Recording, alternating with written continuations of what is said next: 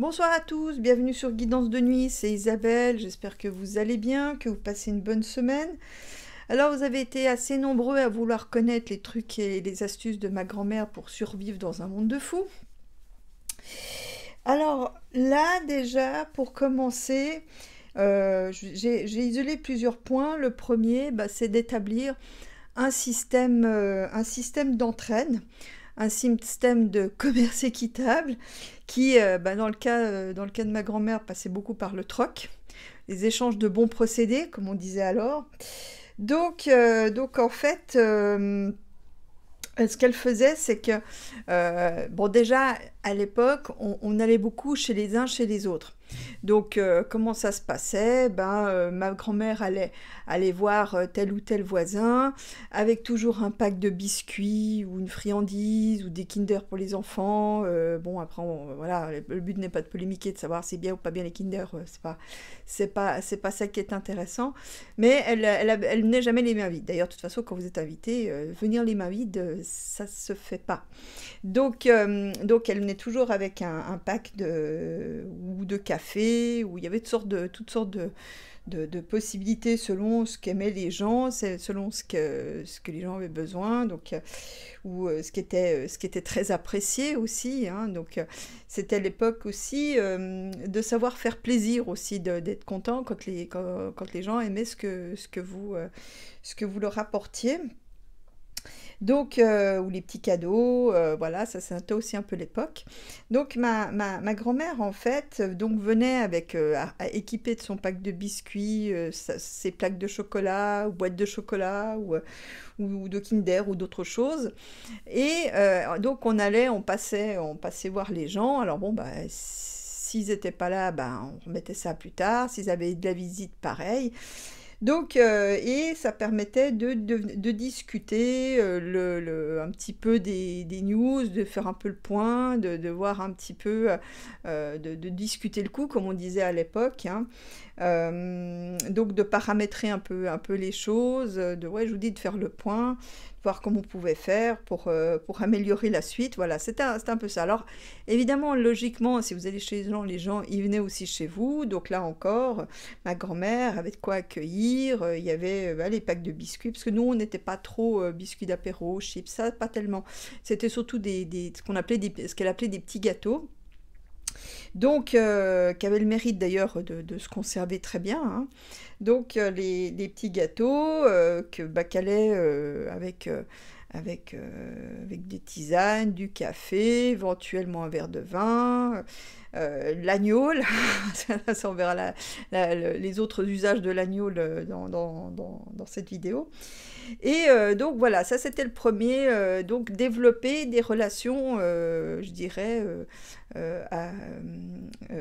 positives avec vos voisins. Alors évidemment, il y avait des voisins avec lesquels ça marchait pas. De toute façon, ceux qui jouaient pas le jeu étaient très vite répertoriés. Donc voilà, après les choses se faisaient toutes seules. Donc essayer des fois de briser la glace, ça peut être sympa. Après, vous voyez par exemple en ville, si pour ceux qui sont citadins, ça peut être utile si pour garder le chat, ou ça vous évitera de le laisser ou le chien, ça évitera de les laisser au bord de l'autoroute, par exemple. Chose qui est absolument répugnant. Mais donc l'idée, c'est de pouvoir trouver des gens fiables à laquelle vous pouvez rendre service et qui peuvent vous rendre service aussi. Donc ça, c'est déjà le premier point. Donc là, mes grands-parents n'étaient pas originaires de Haute-Savoie, ils sont venus se poser un peu sur le tard. Et puis bon, vous savez, les paysans, surtout à l'époque, ils étaient assez méfiants, hein. Donc après, une fois ils étaient très méfiants, mais une fois qu'ils vous donnaient leur confiance, après c'était ok, et vous rentriez dans un système justement assez solidaire, parce que les paysans, en tout cas à l'époque, parce que moi, tout ce que je vous raconte dans cette vidéo, ce sont des souvenirs d'enfance, hein, évidemment. Et donc, je voyais les paysans, ils étaient très, comment dire, coude serré, mais ça se dit pas. Ça, en tout cas, ils étaient très solidaires entre eux. En tout cas, moi, je vous dis ce que je connaissais. Donc, qu'est-ce qui se passait? par exemple, ils avaient une équipe, ils se prêtaient les machines entre eux, et ils faisaient par exemple le tour des champs jusqu'à que toutes les récoltes de tous les champs soient finies. Donc ils mettaient un peu leurs forces et leurs outils en commun. Et j'ai pas vu ça qu'une fois, hein, j'ai vu ça plusieurs fois. Et donc, ils faisaient le tour des champs jusqu'à que toutes les récoltes soient terminées. D'ailleurs, moi-même, des fois, je mettais mon grain de sel. Je participais un peu. Bon, j'étais très jeune à l'époque, hein, mais c'était quelque chose d'extraordinaire de voir les charrettes à foin avec la machine qui produisait des bottes de paille. Bon, à l'époque, c'était pas les gros rouleaux, elles étaient rectangulaires. Et puis, il y avait aussi une machine. Alors ça, c'était extraordinaire parce que c'était une machine avec une sorte de ventilateur et un conduit. Donc, vous propulsiez le fourrage dans cette machine et ça atterrissait à l'autre bout de la grange et puis vous pouviez orienter le conduit pour répartir la charge du fourrage selon besoin. Et ça, c'était absolument fascinant. Moi, j'étais aussi grande et épaisse que la fourche, donc c'est vous dire. Donc voilà, petit souvenir sympa. Mais donc, du coup, les paysans étaient très solidaires entre eux. Donc ma grand-mère ayant passé la confiance, parce que vous savez, les gens de la ville, ils dépensent tous les sous, il y avait plein de préjugés, et ce qui faisait que, donc du coup, on rentrait dans ce type de système qui était beaucoup basé sur le troc, vu que l'argent était gardé pour les dépenses importantes, en fait. Donc les paysans ne dépensaient pas, enfin, que pour des trucs importants, et du coup, pour le reste, c'était le troc. Donc ma grand-mère pouvait réparer par exemple des vêtements et puis en échange il y avait une bouteille de gnôle, les produits de la ferme, des œufs, des poules, etc. Ce qui émergeait du potager, pareil avec les voisins. Des fois ma grand-mère prêtait les outils et en échange on avait un paquet de petits pois qui ne voulaient pas cuire ou des haricots avec fil. Ça devrait rappeler quelques souvenirs à certains d'entre vous. Ou on leur coupait la queue. donc bref, il y avait cet échange qui se faisait. Ça c'était un peu la première base. D'ailleurs, je me souviens, nous on allait chercher le lait à 6 heures après la traite. Et c'était tous les jours comme ça, hein, 6 heures hop, on descendait pour aller chercher. On avait un boy, donc on prenait à même la cuve, enfin on était servis, hein, c'est pas nous qui nous servions, mais le paysan nous servait à même la cuve de lait. Après, il fallait le faire cuire jusqu'à le faire bouillir en veillant à ce qu'évidemment ça déborde pas, pour le stériliser. Et puis le lendemain, donc j'avais de quoi faire j'avais un bol de lait où je mettais du banania. D'ailleurs, je ne sais pas si ça rappelle des choses à certains d'entre vous. Dites-moi, n'hésitez pas à partager vos expériences un peu de ce type sur les commentaires, hein, comme ça on apprend tous des uns des autres. Donc voilà, j'avais mon bol de banania. Problème, il y avait la peau. Ah, ça me dégoûtait. Et même maintenant que j'y pense, ça me dégoûte encore. Je refilais ça à ma grand-mère qui adorait ça en me disant tu sais pas ce qui est bon, c'était ça ou tu verras s'il y avait la guerre, tu serais bien obligé de le manger. Je pense que beaucoup d'entre vous ont entendu ce type de phrase. Donc j'avais mon banania comme boisson. Pour agrémenter ça, j'avais des tartines au beurre et au pain noir, donc soit c'était du pain de seigle qu'on avait acheté à la boulangerie du village, soit c'était du pain de blé mais non dégrossi, d'où le côté pain noir, avec du beurre, et voilà, c'était ça mon petit déjeuner. Donc les anciens, ils étaient aussi très préoccupés pour cuisiner des choses qui tiennent bien au corps. Voilà, ça se passait un peu comme ça. Donc créer, donc en résumé, un système d'échange, donc qui peut tout à fait être adapté en ville, hein. Donc je sais pas, vous pouvez garder les enfants de votre voisine en échange de quoi, elle vous gardera le chat quand vous partirez, ou le chien quand vous partirez en été, ou d'autres choses. Vous pouvez, je sais pas, en échange, elle vous garde les gamins, en échange vous faites ça, vous faites la comptabilité. Vous voyez, il y a plein de possibilités. Où vous lui écrivez une lettre une lettre parce que vous avez un talent pour écrire. Vous voyez, il y a plein de, il y a plein de petites choses où que vous pouvez changer, de petits savoir-faire que vous pouvez changer. Bon, évidemment, il faut veiller à ce que la personne joue le jeu. Hein, si ça doit pas, je vous dis, c'est le commerce équitable, donc ça doit pas être toujours les mêmes qui donnent ou toujours les mêmes qui reçoivent, vous voyez. Bon, de toute façon, vous voyez ça très vite. Hein. Donc ça, c'était un petit peu comment créer un réseau solidarité fait de gens qui sont fiables, en lesquels vous pouvez avoir confiance, en lesquels vous pouvez apporter des choses et qui peuvent vous apporter des choses. Ça, c'était le premier point. Après, bah, j'ai se soigner. Hein. Alors, se soigner, que ce soit clair, c'est des choses pour les bobos du quotidien. Hein. Si vraiment les choses sont graves ou persistent, bah, il faut aller voir le médecin. Hein. Ça n'a pas vocation à remplacer le médecin. On est bien d'accord là-dessus. Mais pour les petits bobos du quotidien, parce qu'il fallait savoir que là où on habitait, j'habitais à 1,5 km du village à vol d'oiseau, donc ouais, ça devait faire entre 1,5 km, 2 km. Donc sinon, bah, il n'y avait rien avant. Hein. Et comme on n'avait pas de véhicule, ça se faisait à pied. Donc, ma foi, quand il y avait un truc qui manquait, bah, fallait trouver un palliatif, vous voyez. Donc, on se soignait avec beaucoup des choses qui étaient à portée de main. Donc, par exemple, le beurre servait pour tout ce qui était brûlure et coups de soleil. Donc, quand vous brûliez pour les brûlures, premier, deuxième degré, troisième degré, il faut aller chez le médecin directement.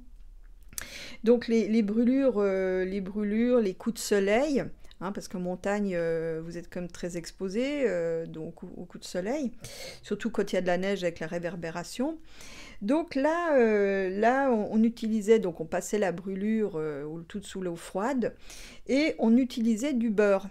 Et ça, c'est super efficace. Du beurre classique, hein, du beurre de cuisine. Bon, il y avait aussi la version Nivea, hein, ça évidemment, pour se protéger aussi, mais le beurre était quand même super efficace. Pour tout ce qui était maux de ventre, ou quand on est brouillé, mal de mer, mal des montagnes, mal des hauteurs, mal de route, ma grand-mère utilisait des gouttes de carmol qui se fabriquent encore, sauf erreur, sur des morceaux de sucre. Donc là, un morceau de sucre, quelques gouttes, et ça faisait l'affaire. Pour tout ce qui était fièvre, elle trempait des bandes des bandes ou des pâtes dans du vinaigre froid qui avait été laissé dehors en hiver, donc du vinaigre très froid. Et donc, elle entourait ça, donc les chevilles, les poignets et la tête. D'ailleurs, vous pouvez faire ça exactement de la même manière avec de l'eau l'été si vous avez trop chaud. Ça refroidit le système sanguin, donc ça fait baisser la fièvre. Donc évidemment, si vous avez d'autres choses pour faire passer la fièvre, il n'y a pas de problème. Là, je vous donne, c'est des petites choses toutes simples pour si jamais vous êtes en pénurie de médicaments, puisqu'apparemment, il y en a de plus en plus de pénuries, hein, même en Suisse, hein, croyez pas, pourtant on est pays producteur, mais en Suisse, il y a aussi, il y a aussi des pénuries. Donc voilà, pour faire baisser la fièvre. On utilisait aussi du Vic pour les frictions, puisque c'est quand même beaucoup à base de camphre.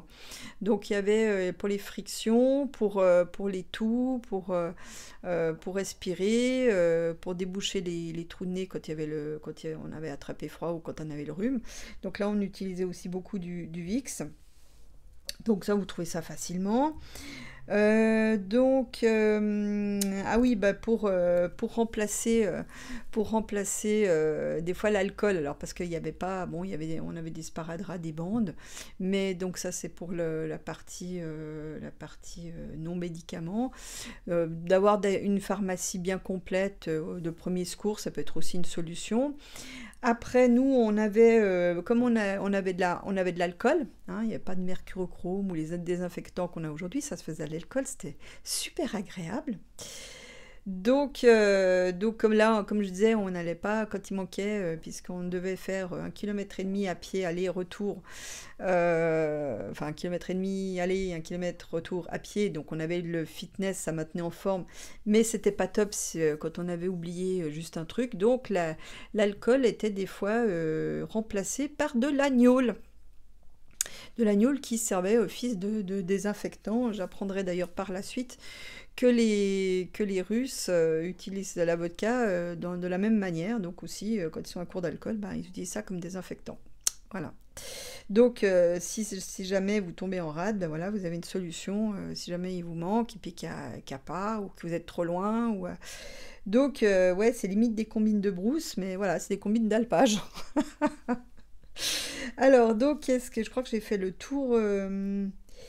J'ai fait le tour, oui, bah pour les maux de gorge du miel.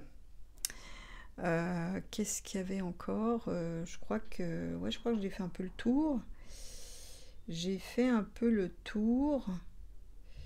Ouais, bon, bah, de la boîte en bande, hein, ça aussi c'est utile. Ce qu'on utilisait, ouais, je crois que j'ai fait à peu près le tour. Bon, de toute façon, si j'oublie des choses, je mettrai ça dans la communauté, genre les trucs que j'ai oubliés, voilà, je me ferai un peu dans la communauté. Là, donc, on a vu le point se soigner. Euh, Ah oui, bah pour les problèmes digestifs, bah, quand vous avez quand c'est trop fluide, quand vous avez la diarrhée, ben, le riz, c'est connu.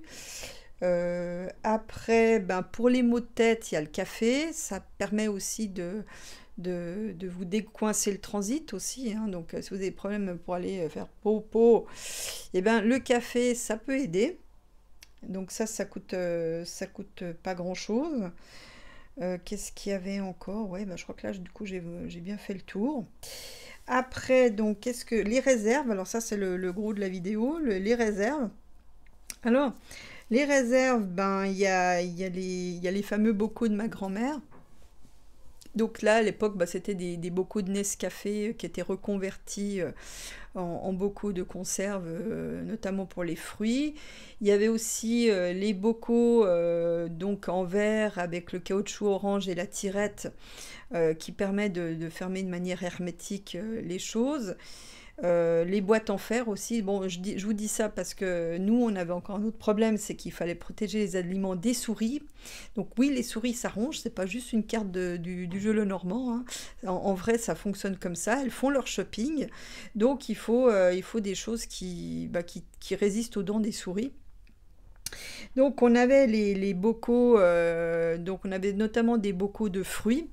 Donc les fruits qui étaient mis dans l'alcool, il y avait soit avec du vin, soit avec de l'agneau. Donc on mettait les fruits en conserve dans l'agneau. Après, comme conserve, il y a l'eau salée, il y a le vinaigre aussi qui peut faire aussi office de conserve pour les légumes. Donc là, il faut quand même juste avoir des fruits qui tiennent la route, mais là, à l'époque, la question ne se posait pas. Donc on a les conserves, les conserves en bocaux. Il y a les conserves, ben, toutes les conserves, les boîtes, hein, les conserves en métal. Donc le célébrissime petit pois carotte qu'on ne présente plus, maïs, légumes. Nous on avait encore les poissons, donc les sardines, les maquereaux, le thon. Vous pouvez prendre aussi des conserves de plats préparés. Voilà, après, il y a il y a plein de possibilités. On avait encore les légumes qu'on entreposait dans la partie très fraîche du chalet. Souvent, il y a une arrière, il y a un endroit très froid. Où à l'époque il n'y avait pas de frigo, donc bon, nous on a quand même grandi à l'époque où il y avait des frigos, mais dans les chalets d'origine, il y avait toujours un endroit pour entreposer les légumes, enfin les conserves. Donc bah, c'est là où vous pouvez entreposer tout ce qui est légumes, pommes de terre, carottes, enfin tout ce qui se conserve assez facilement dans une cave. Donc il y avait les légumes qui peuvent être entreposés, les fruits, les pommes, les poires, voilà. Après, évidemment, tout ceci est à adapter selon vos goûts et selon vos moyens financiers et vos capacités de stockage. Évidemment, c'est pas la même chose dans un studio à Paris que dans un chalet en Haute-Savoie, hein, c'est pas tout à fait les mêmes possibilités, mais enfin voilà, je vous donne des pistes, à vous de les adapter en fonction de vos besoins et de vos possibilités.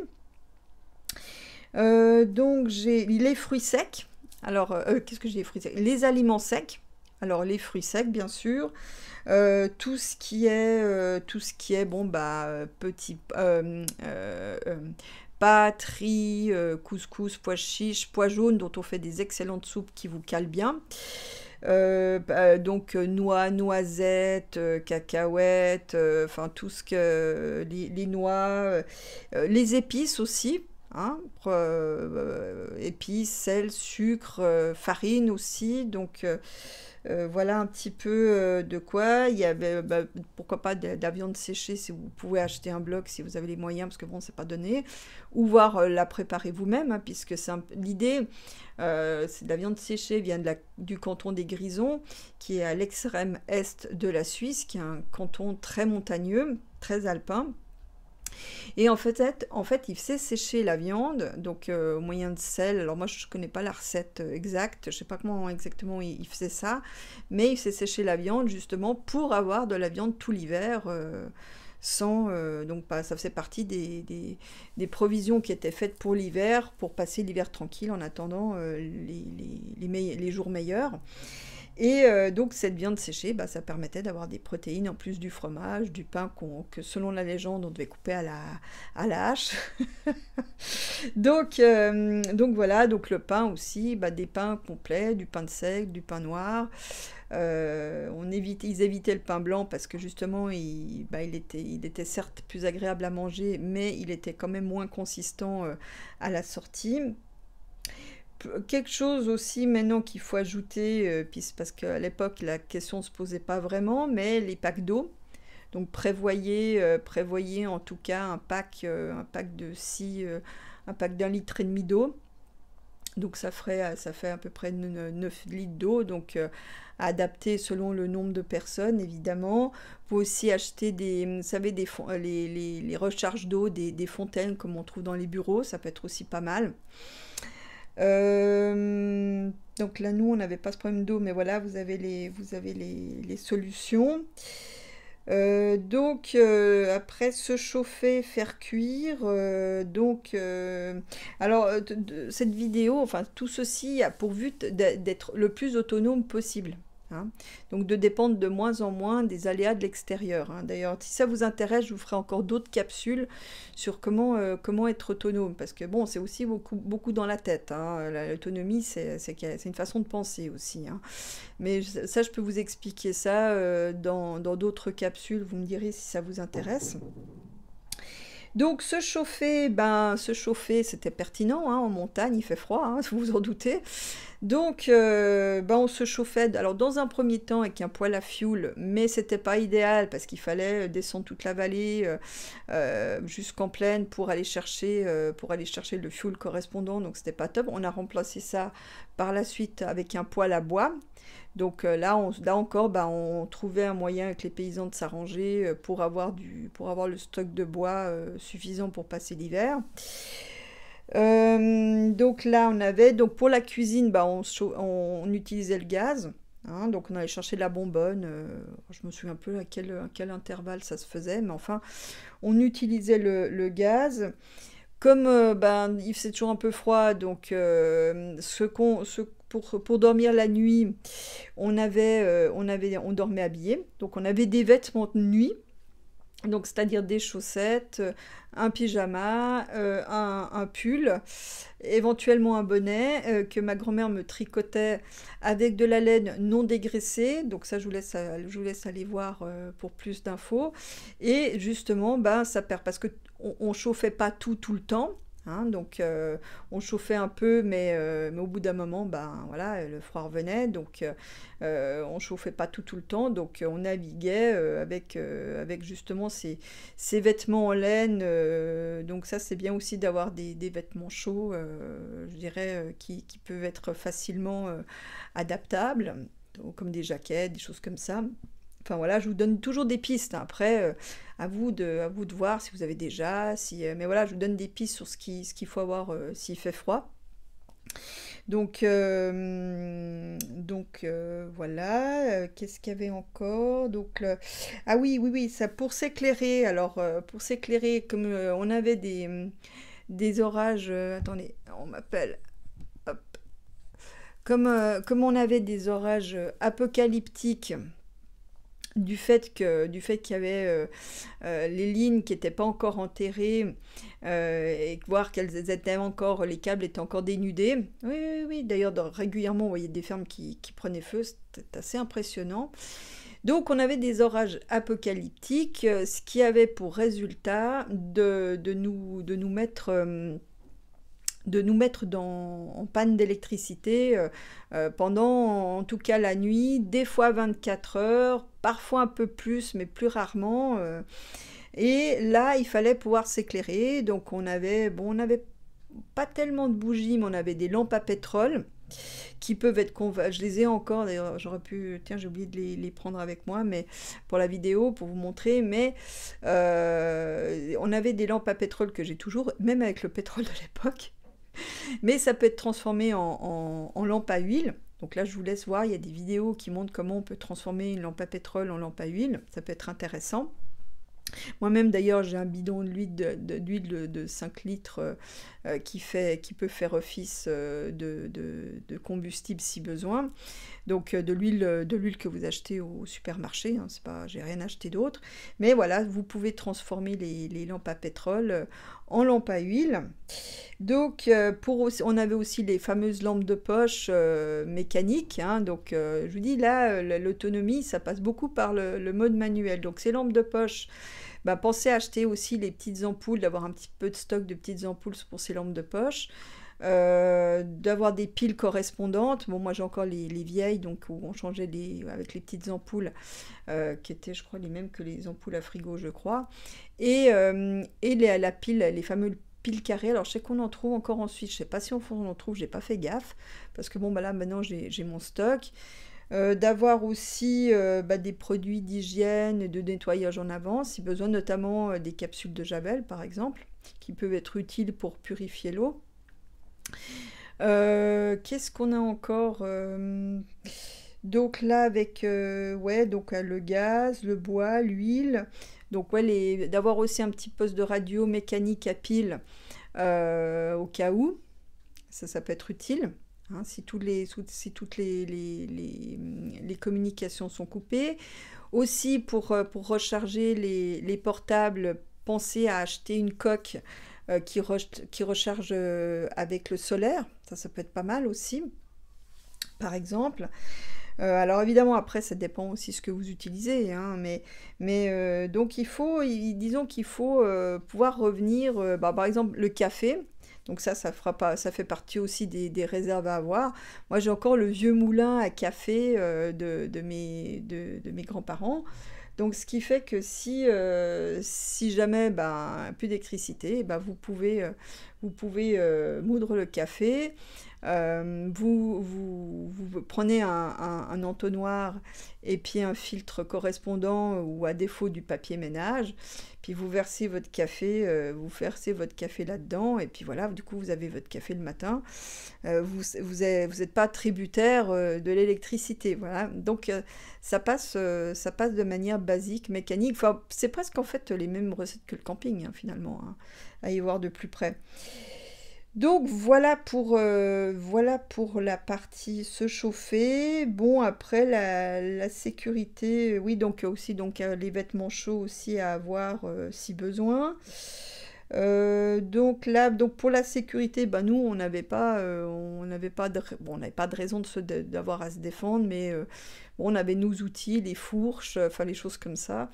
Il y avait les voisins, les agriculteurs d'à côté d'en bas, bah, qui étaient des chasseurs. Bon, moi j'aime pas trop ça la chasse, mais enfin. Il y avait les carabines si besoin, donc il y avait de quoi faire si besoin, ce qui donnait lieu des fois à des anecdotes assez savoureuses. Après, donc le level 2, bah, c'est le level de production, c'est-à-dire bah, tous nos voisins avaient un potager, plus ou moins grand, pour un petit peu, bah, déjà comme ça, bah, c'était ça de moins à acheter, hein, donc du coup c'est des économies.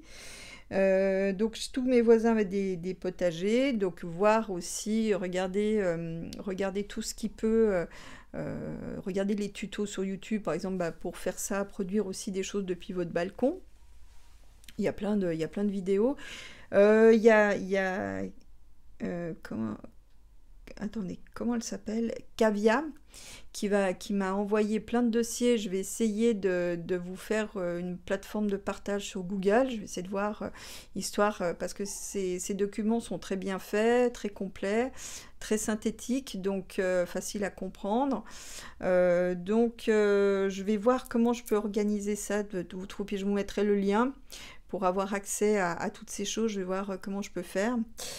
Qu'est-ce qu'il y a donc le lieu de production, donc produire soi-même sa nourriture, ça évidemment ça c'est encore le mieux. Si vous bon, non, si vous n'avez pas de balcon, pas de jardin, bah, c'est dans l'appartement. Hein, moi, ça m'est arrivé de faire pousser des tomates dans l'appartement. Alors, après, donc ça c'est fait. Et puis donc j'ai gardé le meilleur pour la fin.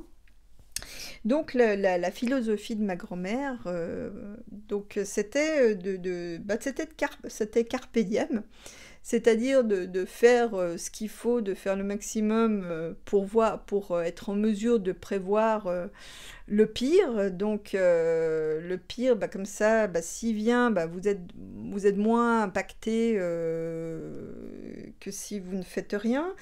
De prévoir le pire, ce qui fait qu'une fois qu'on est sûr de ses ressources, bah, on n'a plus besoin d'avoir peur, vous voyez, ou disons beaucoup moins. Donc l'idée c'est d'avoir tout ce qu'il faut. Bon là je vous ai avec ce que je vous ai dit là dans cette vidéo, vous avez déjà de quoi faire, vous avez déjà de quoi prendre les devants, d'avoir un coup d'avance. Donc l'idée, bah, c'est donc de faire ces réserves, histoire d'avoir la tête libre, vous voyez. Donc ma grand-mère aussi, je la remercie beaucoup parce qu'elle m'a appris à avoir foi dans l'humain, que non, le monde n'était pas exclusivement peuplé de chacals, de hyènes, de serpents, de porcs, et j'en passe et des meilleurs. Donc il y a aussi des gens qui sont bienveillants. Et j'ai pu le voir dans cette communauté, même s'il y a toujours des trolls ou ceux qui n'ont rien compris au film. Je dirais, je suis très touchée et très fière d'avoir une communauté de gens bienveillants. Donc n'hésitez pas à partager vos expériences de réserve,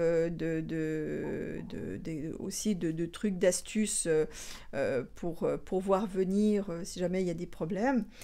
Et puis donc je voulais aussi rendre hommage à ma grand-mère parce que elle avait toujours cette foi en les gens, cette foi dans le ciel. Bon, elle était poisson, donc ceci peut expliquer cela.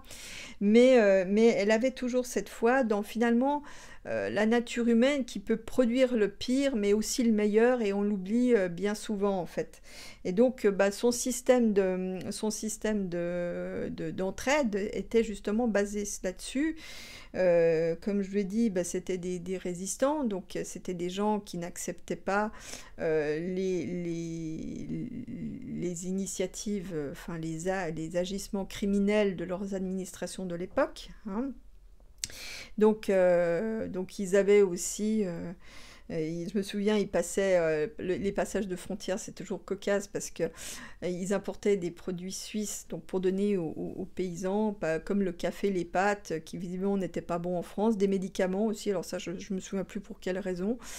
Et puis en échange, il y avait on avait des œufs, ce qui sortait du potager, du lait, etc.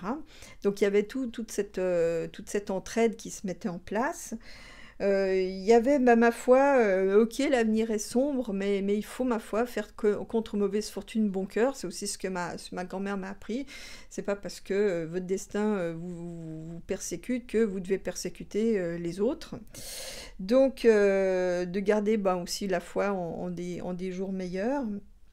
Ma grand-mère était très croyante et sans doute c'est ça qui l'aidait à avancer. Qu'est-ce que je pourrais dire? Ma foi, prendre aussi les choses au jour le jour. Prenez les petites choses, hein, prenez les petites choses, les choses heureuses. Ma grand-mère était toujours de bonne humeur et très chaleureuse, très bienveillante. Elle prenait aussi les choses et les gens comme ils venaient. Ça, je pense que c'est quand même une qualité. Et puis, surtout, elle savait tirer parti des petites choses. Elle était capable de s'émerveiller comme les enfants, de choses et d'autres, d'être attentif à ce qui se passait, d'être attentif aux autres aussi, à prendre soin des autres, même à prendre soin des animaux, des plantes, voilà, donc elle était comme ça. Elle avait donc un tempérament assez joyeux, donc elle se privait jamais dès qu'il y avait un truc marrant, elle adorait, elle adorait rigoler. Donc voilà, elle avait une joie de vivre que je retrouverai par la suite chez des gens qui ont connu, par exemple, les affres de la guerre, la vraie, hein, avec des bombes et tout et tout. Donc ça, c'est des choses, disons qu'il faut prendre la vie à pleines dents tant que c'est là, en fait, vous voyez. Donc c'est ça, c'est un peu le carpe diem de ma grand-mère, de profiter de toutes les bonnes choses pendant qu'elles sont là, ne pas trop se prendre la tête sur ce qui vient, juste se tenir prêt, puisque c'était ça la base du message, aussi la raison, puisque là-haut ils m'ont dit, transmets. Parce que j'étais pas, je pensais que tout le monde était un peu comme ça, mais en fait je me suis rendu compte que la mémoire s'était beaucoup perdue et que les gens étaient vraiment, pour beaucoup d'entre eux, perdus, ne sachant plus, n'ayant plus les recettes, les bonnes vieilles recettes. Donc il faut aimer la vie en fait, tout simplement, ne pas s'angoisser plus que ça, faire ce qu'il faut, prévoir le pire. Même s'il n'est jamais certain, et puis pour le reste, une fois que tout ceci a été rempli, kiffez la life, comme on dit, hein. Donc prenez les bonnes choses de la vie quand elles se présentent, même des toutes petites, et puis ayez foi dans des jours meilleurs. Parce que on est dans un cycle. Imaginez ma grand-mère, bon c'était pas son truc, mais imaginez qu'elle aille voir un voyant pendant l'occupation. Qu'est-ce qu'il lui aurait dit? Ah oui, effectivement, il y aura la libération. C'est quand? Ah je sais pas, mais en attendant, il y a les nazis et leurs exactions, vous voyez. Donc on est en plein chambardement entre un système qui finit et un autre qui va voir le jour. Il va falloir passer ce système avec toutes les convulsions qui va arriver, parce que c'est pas terminé. Donc on a par exemple, je vous donne encore un autre, j'ai pas noté ce point, mais enfin je vous le dis quand même au passage. J'écoutais comment il s'appelle, DME en direct, un gars qui s'appelle Xavier. Moi, je crois qu'il s'appelle comme ça. Il est donc il est un gars assez marrant, assez jovial, drôle, mais qui dit des choses intéressantes, qui explique bien les situations économiques de manière simple et facile à appréhender. Et il disait en fait que les gens que les statistiques montraient que les gens avaient laissé beaucoup moins d'argent sur leur compte courant que les années précédentes. Alors lui, il y avait une explication, il disait que ça pouvait être l'inflation, effectivement. Il y en avait une deuxième que j'ai oubliée, et lui il disait que les gens aussi redoutant d'être prochainement taxés sur les comptes courants avaient retiré le plus possible d'argent. Bon, nous, ça fait longtemps qu'on vous dit d'éviter de trop laisser traîner de l'argent dans le système, hein. Par exemple, avec les assurances vie, là, ils ont fait ils préparent un coup de Trafalgar, si c'est déjà pas mis en place. Bon, moi, j'en sais rien parce que je n'en ai pas. Je n'ai jamais voulu en faire. Mais donc ça, allez regarder sur les vidéos sur Internet qui traitent du problème à venir des assurances vie. Et de pas trop laisser traîner d'argent dans la banque. Donc, par exemple, nos anciens avaient les bijoux. Alors, vous pouvez me dire, oui, mais bon, l'or, il est pas comme... Oui, mais n'empêche que si tu as besoin d'argent, tu ne te préoccupes pas de la donnée de l'or, hein. Il faut que tu aies de quoi te sortir des problèmes. Donc, les bijoux, il y a... si vous pouvez avoir des lingots, des piécettes, des petits lingots, des piécettes, des louis d'or, enfin des choses qui peuvent être convertibles hors système. Qu'est-ce qu'il y a encore? Donc là, il disait, moi je redoute, d'ailleurs c'est peut-être ça, la conjonction Uranus-Jupiter en taureau. Ça peut être Uranus, c'est le spécialiste des chocs, des choses qui viennent de nulle part et qui vous désarçonnent en fait. Donc, est-ce qu'on aura un choc financier? Parce que ça, moi, je sens un gros truc imminent, hein. Ça, je sens un gros truc arriver. En dehors des cartes, je pense qu'il y aura un choc financier. Je redoute en fait qu'en France ça se passe comme en Grèce, c'est-à-dire, et pire, comme ça s'est passé à Chypre, c'est-à-dire que dans l'heure qui suit, tous les comptes étaient bloqués. Donc à Chypre, ils ne pouvaient même pas retirer d'argent, tout était bloqué. Donc si tu n'avais pas un peu d'argent de côté sous la main, c'était compliqué pour faire ses courses. Après, en Grèce, ils ont fait le même phénomène, mais ils ont laissé un petit peu, alors je me souviens plus du montant, mais de quoi faire ses courses journalières, et c'est tout. Donc pensez à garder, d'avoir un peu d'argent sous la main si jamais le système plante. Ou si on vous plante vos comptes. Donc je vous dis, laissez pas trop traîner parce qu'on a vu que les banques n'étaient pas fiables. En plus, il y a le fameux bail-in qui autorise les banques à saisir les comptes de leurs clients, hein, donc de vous et moi. Ils ont le droit, tous les pays européens quasiment l'ont signé, la Suisse compris. Donc je dirais leur faire confiance, ça devient risqué, vous voyez. Que dire encore? Ouais, faut trouver demander à vos anciens comment et où, mais surtout ne le mettez pas dans les commentaires. Demandez à vos anciens de mettre où ils cachaient, quelles étaient leurs caches, leurs astuces pour voilà. Qu'est-ce qu'il y a encore? Enfin, pour ceux qui ont encore des anciens, hein, évidemment. Et puis, ouais, donc d'éviter de laisser traîner, parce que c'est vrai que je redoute un scénario type Grèce ou Chypre pour la France. Donc, voilà.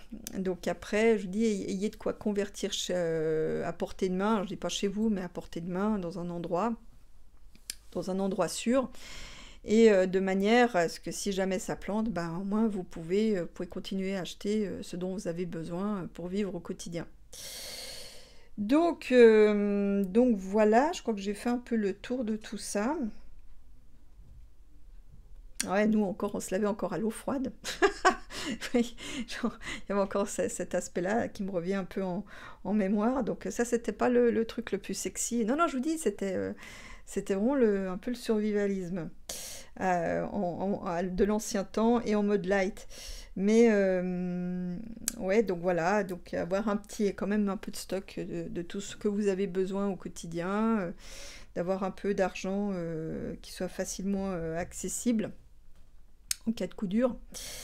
C'est évidemment, si faire se peut, hein, tout le monde n'a pas des budgets faciles à gérer, hein, mais essayez quand même un petit peu d'avoir un petit peu quelque chose sur le côté pour les urgences. Bon, bah, je crois que j'ai quand même fait le tour de cette histoire. Je vous fais des gros becs et je vous dis à dimanche pour de nouvelles aventures. À bientôt.